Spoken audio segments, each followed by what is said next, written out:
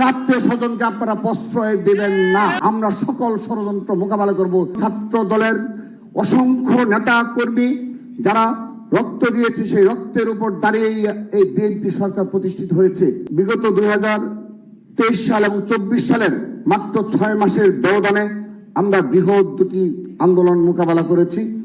বিশেষ করে ছাত্র দলের নেতাকর্মীরা 28 অক্টোবর 2023 সালের পরবর্তী যে বাস্তবতায় বাংলাদেশে ছিল, সেদিন একমাত্র এই বাংলাদেশ জাতীয় ছাত্র দল সহ এই বিএনপি নেতাকর্মীরা বিরোচিত ভূমিকাও পালন করেছিল বিদায় খুনি হাসিনার সেই একপেশী নির্বাচন হয়েছিল।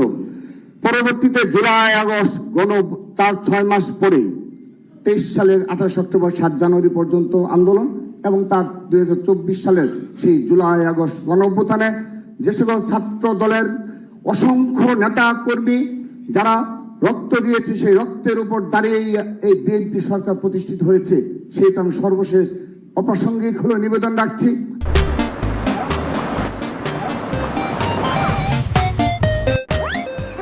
আজকে এখানে অনেক এমপি এবং মন্ত্রী মহোদয় উপস্থিত রয়েছেন।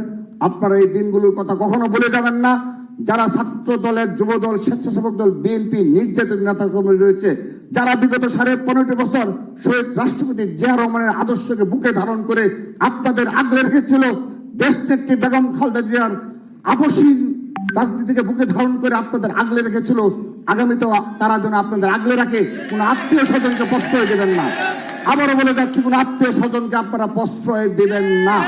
বিগত 15.5 বছর ছাত্র দল, যুব দল, স্বেচ্ছাসেবক দল, বিএনপির নেতাকর্মীরা আপনাদের আগলে রেখেছিল, আগামীতেও সকল ষড়যন্ত্র শহীদ রাষ্ট্রপতি জিয়া রহমানের আদর্শকে বুকে ধারণ করে, দেশনেত্রী বেগম খালেদা জিয়ার আপসীনতা বুকে ধারণ করে, তার সুযোগ্য উত্তরসূরি জনাব তারেক রহমানের নেতৃত্বে আমরা সকল ষড়যন্ত্র মোকাবেলা করব, সেই প্রতিজ্ঞা ব্যক্ত করে আমি আমার বক্তব্য শেষ করছি।